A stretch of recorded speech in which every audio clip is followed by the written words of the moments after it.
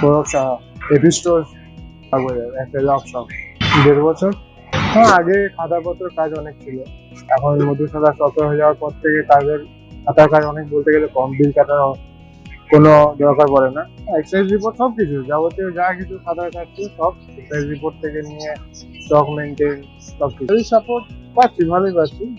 বাকিদের রেকমেন্ড করবো যে মধুশালা সফটওয়্যারটা নেওয়া উচিত, অবশ্যই ভালো।